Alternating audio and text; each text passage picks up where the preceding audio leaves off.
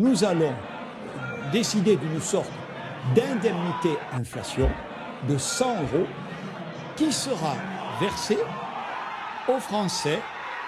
C'est une indemnité classe moyenne, si vous voulez, en quelque sorte, aux Français qui gagnent moins de 2 000 € net par mois.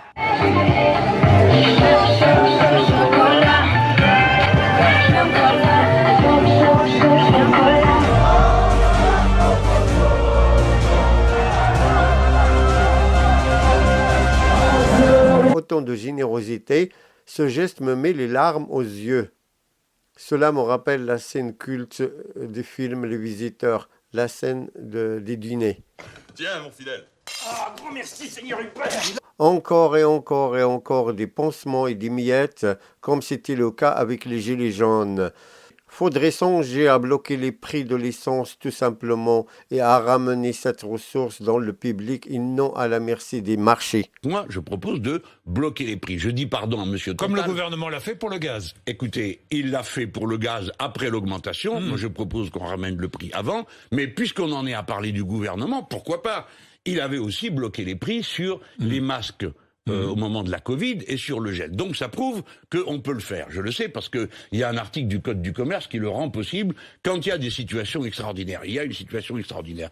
Donc on bloque. Et surtout, je vais vous dire... Et on bloque les prix. À Oui. quel prix? Eh ben, Les prix hauts? Non, au prix où il était avant le déclenchement de la crise. On baisse le prix, là. Mais évidemment, vous dites c'est temps, vous avez le droit de le faire. On baisse le prix. C'est le code du commerce qui dit ça.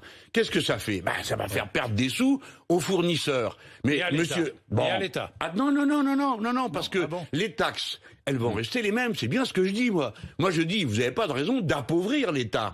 Appauvrissez les très riches, c'est-à-dire monsieur Total, le patron de Total, il a quand même pris cette année 7,6 milliards d'euros de dividendes. Ça va, ils peuvent en donner un peu. Et je vais même vous donner un autre chiffre pour vous faire rêver. Mieux vaut payer avec nos impôts qu'avec leurs dividendes.